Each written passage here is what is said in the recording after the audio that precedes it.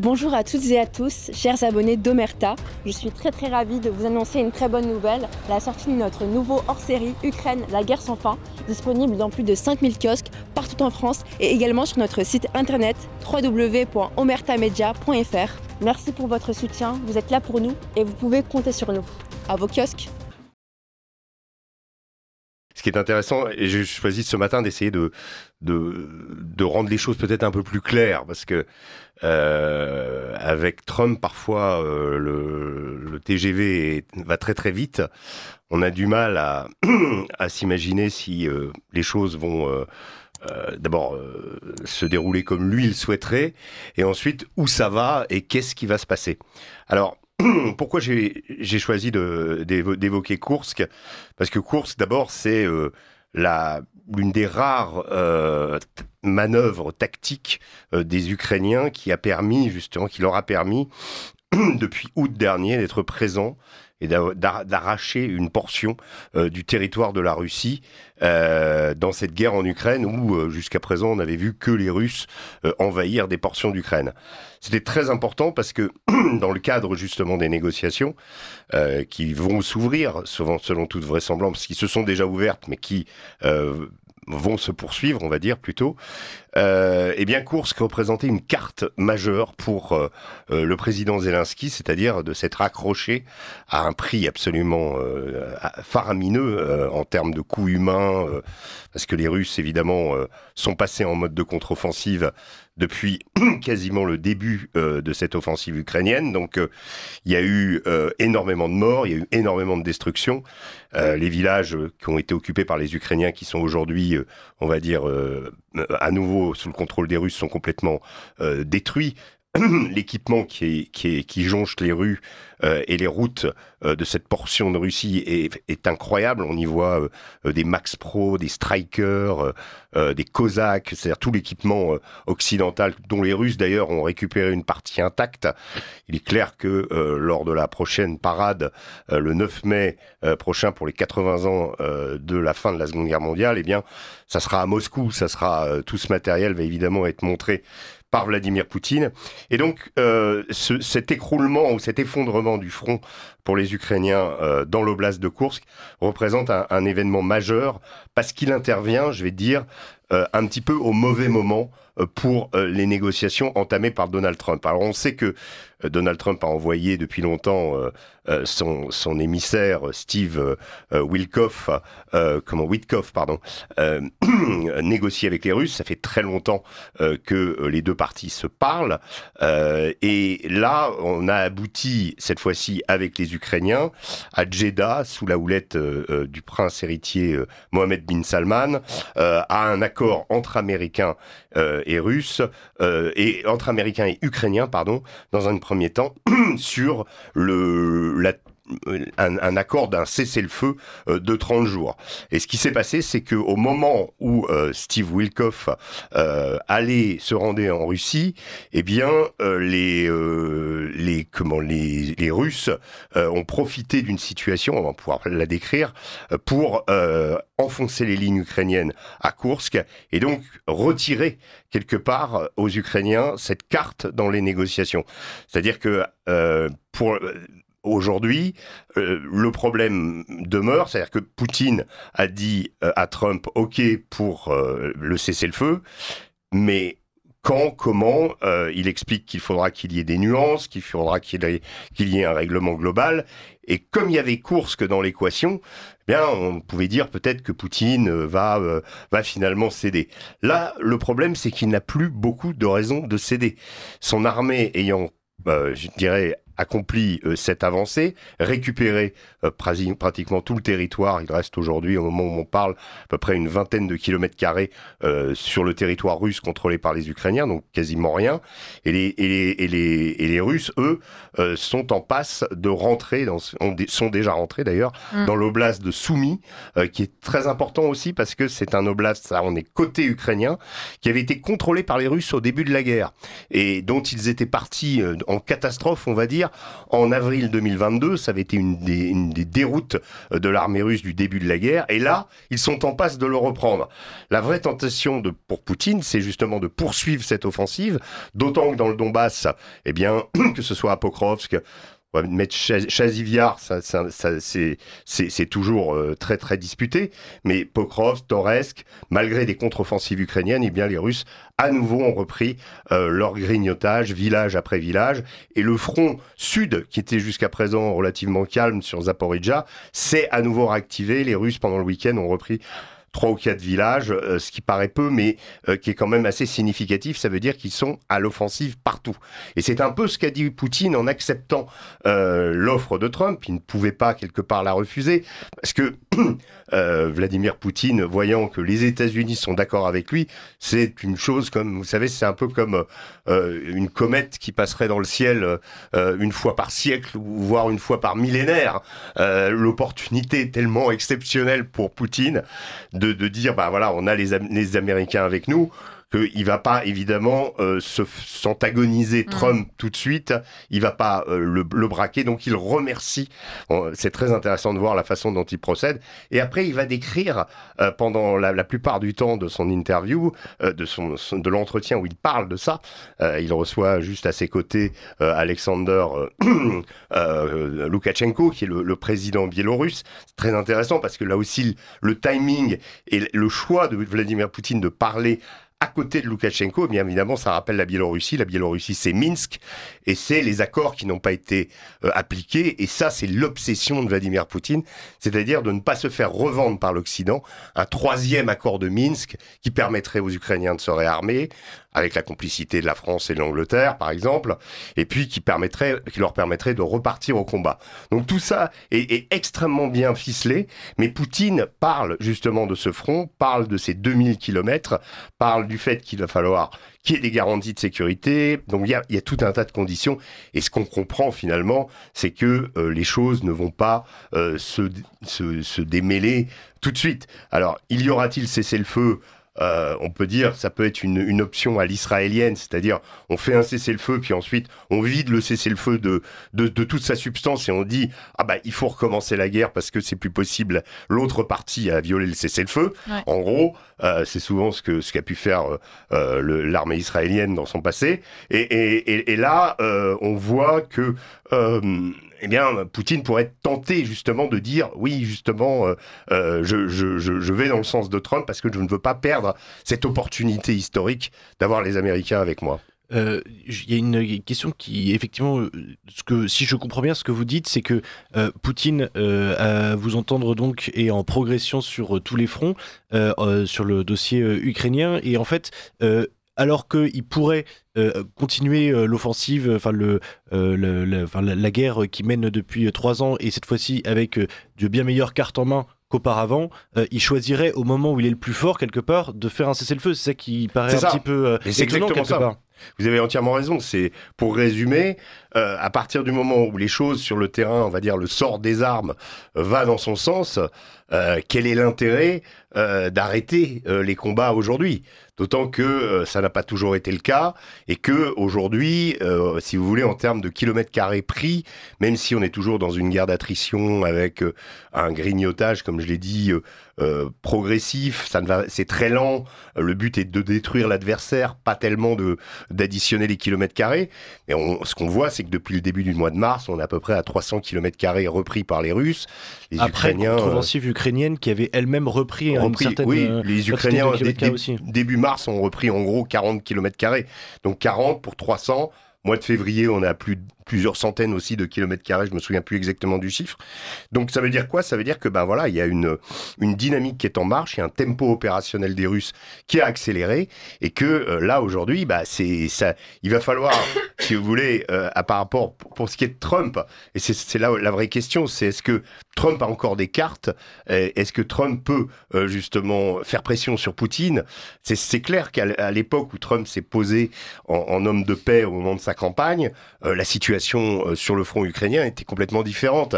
Et donc là, aujourd'hui, l'armée russe avançant, il va falloir peut-être donner plus. Est-ce que ça va se faire au niveau des sanctions, de la levée des sanctions, ce qui est possible, du fait que les États-Unis, il faut pas se leurrer par rapport à ce que nous dit Emmanuel Macron, aujourd'hui, 63% du matériel militaire utilisé par les Européens est d'origine américaine. 63%. Ça veut dire quoi? Ça veut dire que si les Américains veulent pas qu'on l'utilise pour l'envoyer en Ukraine, ils peuvent nous l'interdire.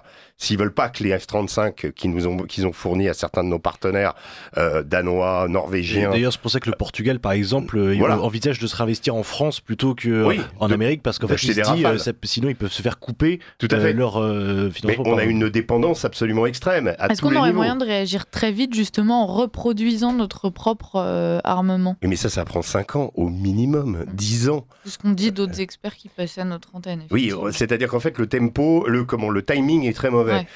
On est à contre-temps. C'est-à-dire, si on était arrivé aujourd'hui au bout de notre réarmement, effectivement, on aurait sans doute des moyens de pression. Le problème, c'est que là, on n'a pas ces moyens de pression. Et regardez, je vous prends juste un exemple de notre dépendance aux États-Unis. Si par hasard, on veut si on veut faire un deuxième porte-avions, notre Charles de Gaulle arrive un petit peu à terme, on va refaire un porte-avions nucléaire, eh bien les catapultes des porte-avions sont produites par les Américains. Il n'y a que eux qui les font. Et d'ailleurs, c'est un argument qui avait été utilisé déjà pendant le refus de participer à la guerre en Irak par Jacques Chirac. Donald Rumsfeld, à l'époque, avait convoqué Jean-David Lévy, qui était l'ambassadeur de France à Washington, et lui avait dit, vous savez, vos catapultes sur vous voulez votre deuxième porte-avions? Eh bien, nous, on vous les donnera pas parce que vous n'êtes pas avec nous en Irak. Et là, c'est exactement la même chose. Ça veut dire que on a une pièce essentielle. S'il n'y a pas de catapulte sur un porte-avions, on ne fait pas décoller les avions.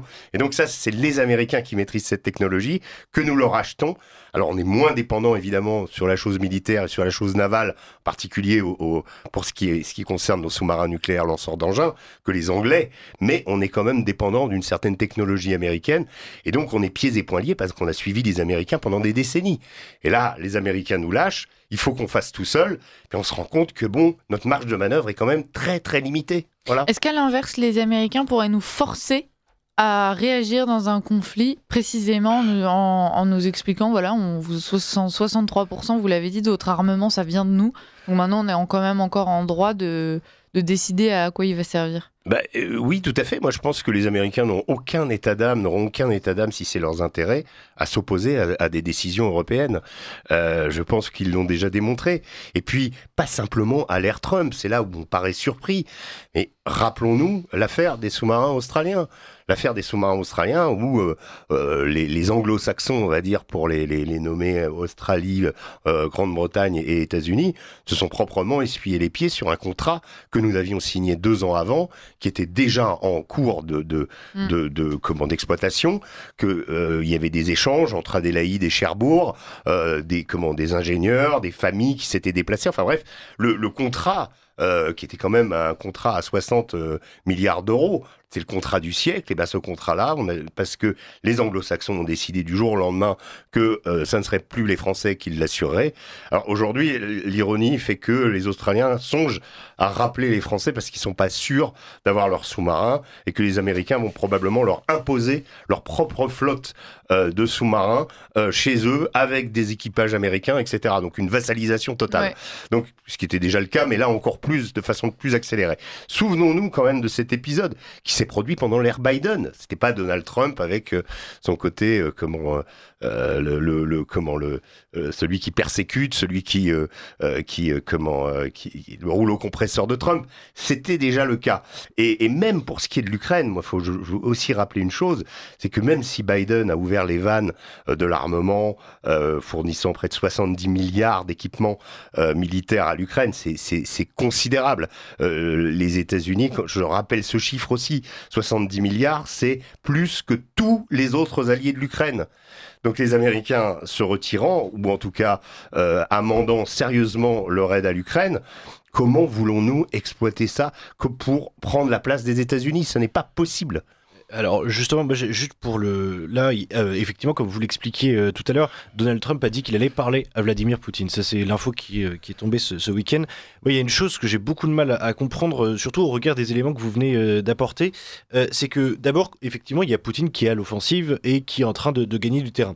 D'un autre côté, Donald Trump, il a donné des signes dès le début du dossier ukrainien, dès le moment où il s'est mis sérieusement sur le dossier ukrainien, comme quoi il était plus ou moins anti-Zelensky, enfin en tout cas qu'il le considérait comme un dictateur, etc., enfin qui était assez opposé à lui, et qui voulait absolument la paix coûte que coûte, et que c'était son objectif de finir la guerre. Alors à l'origine c'était en 24 heures, mais en tout cas de la finir le plus vite possible. Est-ce que c'est pas un très mauvais départ dans des négociations pour un homme d'affaires que d'abattre toutes ces cartes en disant je vais pas faire ça et je suis opposé à Zelensky, et quelque part, est-ce que c'est pas ce qui arrange le plus? Est-ce que Donald Trump finalement fait pas exactement ce qu'aurait rêvé Poutine dans le fond? Mais je pense qu'il y a dans la façon qu'a Trump de courtiser Poutine, effectivement, une manière d'abattre très vite ses cartes. Moi, je pense que l'élément le plus déterminant sur le front et dans l'impact qu'il a eu sur la guerre en Ukraine a été l'abandon, le retrait pendant quelques jours du partage de renseignements, le fameux IRS, donc Intelligent Reconnaissance, c'est-à-dire tout le package qu'offrent les États-Unis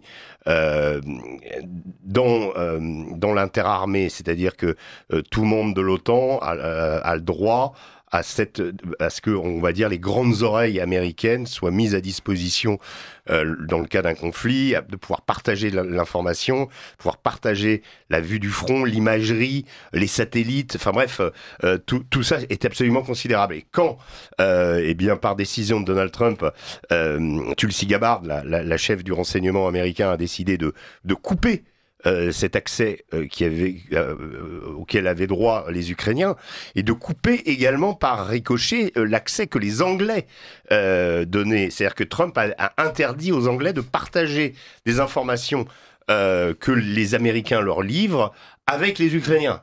Ça a duré quelques jours et l'impact a été assez considérable. C'est-à-dire que les artilleurs ukrainiens se retrouvaient aveugles du côté de Koursk pour repérer les batteries russes, et que donc on sait bien que là, oui, il y a un cadeau qui a été fait. Mais Trump met la pression plus sur Zelensky que sur Poutine, alors que quelque part Zelensky est évidemment moins puissant et est dépendant des États-Unis. Enfin, c'est assez sidérant. Enfin, c'est assez lunaire comme méthode de négociation, non? C'est lunaire, mais vous savez, il y a cette fameuse phrase qui dit vous êtes dans des négociations, vous êtes soit autour de la table, soit sur le menu.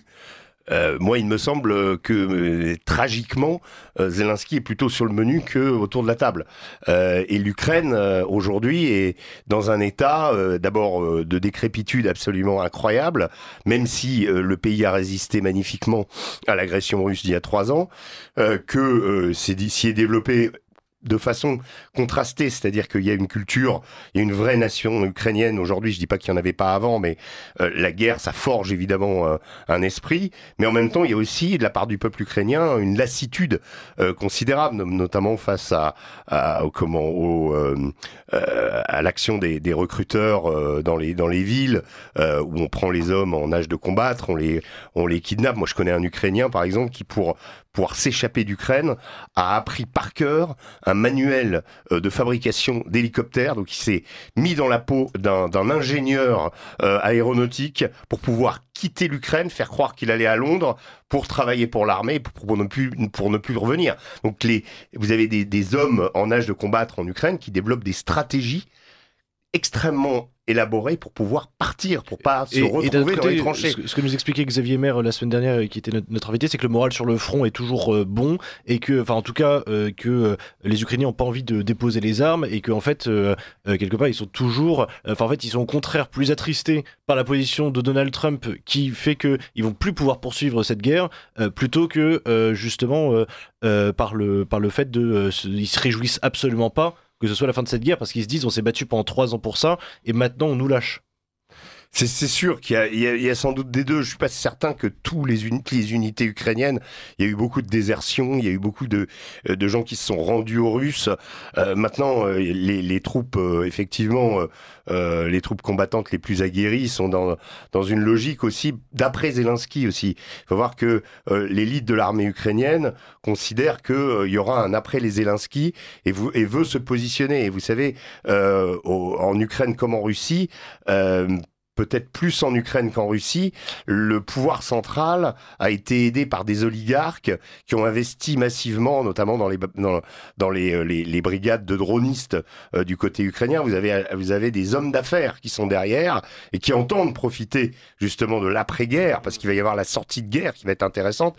Et aujourd'hui, le problème, c'est qu'il y a une certaine fragilité dans le système, parce que vous avez des groupes qui sont restés en place, Pravi Sector, Aidar, Azov, qui certes s'est intégré dans l'armée ukrainienne, fait la 4e brigade de l'armée ukrainienne et qui aujourd'hui est au combat, mais qui a des perspectives et des visées idéologiques un peu différentes de celles de Monsieur Zelensky. Tout ça, qui va être le prochain? Est-ce que l'Ukraine a un risque d'être dépecée comme l'a été l'URSS en 1991 quand tout a éclaté? Non, moi je dis que l'URSS a évité ça, même si une partie du pays a été vendue à l'époque. Aux oligarques qui se sont fait créer des fortunes, etc. Bien sûr. Et puis il y a ce souvenir pour tous les Russes de cette période noire des années 90 où quand ils allumaient leur télé, ils voyaient un président ivre à la tribune et que après on leur expliquait que on allait leur mettre McDonald's sur la place rouge et que finalement il fallait vendre des portions entières de leur pays pour pouvoir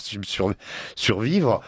Tout ça, évidemment, ça a joué en la faveur de Poutine, mais le pays ne s'est pas disloqué. Le problème, le risque de l'Ukraine, c'est qu'il y a un risque, à mon sens, de somalisation, c'est-à-dire avec des groupes armés qui tiendraient des territoires, des sortes de seigneurs de guerre qui se sont constitués pendant cette guerre. Azov, et si on peut s'attarder sur l'un d'entre eux, le plus célèbre, vous avez aujourd'hui des commandants d'Azov qui donnent des interviews qui sont starifiés absolus. Vous en avez un qui s'appelle Tarv, qui est très connu, qui est une sorte de avec un visage d'ailleurs assez... il n'a pas le visage, la coupe classique Azov, mais c'est quelqu'un qui est très charismatique et qui fait des shows à la télé aujourd'hui pour évidemment mettre en avant ses positions. Et avec Azov, vous êtes sur du nationalisme de l'ouest de l'Ukraine, très hostile aux Russes, très hostile à la langue russe. Vous êtes avec des gens, le chef d'Azov, Propopenko, est quelqu'un de très hostile et ils ont démontré que c'est grâce à eux que la résistance à la Russie s'est faite. On se souvient du baroud d'honneur à Azovstal, à Mariupol. Bref, il y a eu des épisodes qui ont marqué et aujourd'hui ces groupes sont installés dans le paysage. Certes, ils font toujours allégeance à Zelensky. La question est pour combien de temps? Seront-ils prêts à accepter des concessions que Zelensky pourrait faire aux Russes, puisque visiblement les Américains vont lui tordre le bras? Comment vont réagir ces groupes et comment va se faire la suite? Il y a un grand point d'interrogation sur cette sortie de guerre. Vous savez, les sorties de guerre, c'est toujours des périodes extrêmement compliquées. 14-18 en France, 1918, 45, surtout quand une armée a été extrêmement sollicitée, a eu beaucoup de morts pendant une grande période de temps. Que vont faire les soldats? Ça, c'est une chose que les Russes... La société est complètement militarisée aussi. C'est aussi, tout le monde aura son arme, tout le monde aura quelque part... ça va être... Est-ce qu'il y aura toujours une possibilité? Est-ce que, par exemple, justement, l'argent européen, l'argent américain vont pouvoir permettre de conserver une certaine forme de stabilité, maintenir un État qui soit suffisamment fort pour éviter justement une sorte même de balkanisation d'un seul pays, comme vous le disiez, en tout cas une scission du territoire. Est-ce que quelque part il n'y a pas un risque que des personnes, enfin des oligarques, parce qu'on sait que en Ukraine, il y en a comme en Russie finalement un certain nombre. Est-ce qu'il n'y a pas un risque pour que des oligarques justement mettent la main aussi sur toute la reconstruction du pays, sur toutes les grandes entreprises, etc. Ouais, vous savez, cette fameuse question des oligarques, elle se posait déjà avant la guerre. L'Ukraine étant l'un des pays les plus corrompus au monde, on l'entend toujours, et on sait qu'une partie de l'argent alloué pour la défense de l'Ukraine et pour on va dire, son armée a été captée, ou en tout cas a disparu. C'est Volodymyr Zelensky lui-même qui l'a reconnu, et Donald Trump exige en ce moment une sorte d'audit des finances, des dons américains à l'Ukraine pour savoir où est passé l'argent. Donc ça, il y avait déjà eu des procès d'ailleurs pour corruption pendant la guerre, que Zelensky, quelque part, a soutenu ces procès, et en fait il a condamné des gens, déjà il y a 1 an ou 2, pour justement détournement de fonds. Je me rappelle d'une histoire justement de ravitaillement, pour le coup, en nourriture tout simplement, qui avait été détournée et au profit d'un oligarque. L'oligarque a été condamné, donc il y a quand même une volonté, une certaine transparence de la part de Zelensky là-dessus. Bien sûr, mais bon, Zelensky a supprimé toute opposition. Enfin, on est quand même dans un système où la guerre peut justifier pas mal de choses, on va dire. Mais la vraie question, c'est ça. Moi, je pense, c'est quel est aujourd'hui... Alors, ce qu'on sait, c'est que sur les revendications territoriales russes, qui couvrent 4 oblasts, donc... Quand on regarde la carte et historiquement on regarde ce que ça représente ce qu'on appelle Novorossia, qui était en gros la colonie des tsars russes, et toutes les villes, à l'exception d'Odessa qui reste dans le giron ukrainien, Odessa, Nikolaïev on va dire, toutes les autres villes qui font partie de ces oblasts ont été fondées par les Russes, par Catherine II, et donc par Potemkin en fait, qui était son général. Donc toutes ces villes en fait recoupent une réalité russophone et russophile aussi en Ukraine. Donc là aujourd'hui, qu'est-ce qui va rester de l'Ukraine ? Effectivement, il y a des parties mixtes Ukraine-Russie en termes d'influence qui restent du côté de Kiev, mais essentiellement tout l'Ouest, et on va dire d'un point de vue au niveau population, on est quand même on a les Russes d'un côté qui sont sous la coupe de Moscou, peut-être aussi Kharkov, qui est aussi une ville russe, mais où comment Vladimir Poutine pourrait avoir des revendications. Globalement, la division, elle a été faite, et que donc les Russes ont récupéré leur colonie, on va dire. Donc là, ça pourrait tenir comme ça, mais après, il va y avoir évidemment des discussions sur la définition des frontières. Les Russes ont indiqué qu'ils souhaitaient l'intégralité des zones administratives des 4 oblasts. Or, aujourd'hui, à l'exception de Lugansk, qui a quasiment repris territorialement par les Russes, Donetsk, qui reste encore un tiers de l'oblast de Donetsk qui est sous contrôle ukrainien, environ la moitié de l'oblast de Zaporijjia, y compris la ville de Zaporijjia, et puis celui de Kherson, eh bien les Russes ont rendu Kherson aux Ukrainiens, conservant le sud. S'ils doivent reprendre toutes ces villes, si c'est leur souhait, en tout cas leurs conditions pour faire la paix, ça va être un peu compliqué, mais la vraie question, et je termine là-dessus, est-ce que les Ukrainiens, aujourd'hui, parce qu'on oublie un petit peu ce truc, c'est que les Ukrainiens sont en passe de perdre cette guerre. Alors même s'ils résistent, Vous savez bien que ça prendra des années d'une façon ou d'une autre, dans tous les cas. C'est-à-dire qu'en fait, on n'aura pas d'offensive qui arrivera en 3 jours à Kiev. Ah non, alors sauf que en quelques secondes, parce qu'il reste une question de Maëlys ensuite. Allez-y. Non, je termine là-dessus, c'est qu'aujourd'hui, les parties de relief accidenté, compliquées, encaissées, avec des friches industrielles dans tous les coins du Donbass sont en passe d'être prises par les Russes, et qu'ensuite après là ils sont très proches de l'oblast de Dniepro, là ils vont tomber sur une géographie beaucoup plus à leur avantage. N'oublions pas qu'historiquement, quand les Allemands ont perdu le Donbass pendant la retraite de Russie qu'ils ont opérée en 43-44, eh bien ils se sont réfugiés derrière le Dniepr immédiatement. Ils ne se sont pas battus pour ces terres beaucoup plus plates et difficiles à défendre. Donc la vraie question, c'est l'Ukraine risque de perdre encore plus de territoire. Et donc, peut-être que on va arriver à une négociation qui permettra à la paix. Maëlys en 5 secondes, Régis réponse en 10 secondes. Okay. C'est un nouvel exercice sur ligne droite. Régis Le Sommier, qui, selon vous, aura le dernier mot dans ce conflit, parce qu'on voit bien que finalement, chacun se renvoie la balle de ping-pong. Enfin, quelle en sera l'issue ? Ouais, je ne crois pas qu'il y aura de dernier mot. Je pense que là, Poutine veut tirer profit au maximum de son avantage et du fait d'avoir les Américains avec lui. Même si les Américains aussi ont des visées et veulent exploiter. En gros, pourquoi les Américains font ça? C'est parce qu'ils veulent arracher la Russie à la Chine. C'est leur obsession.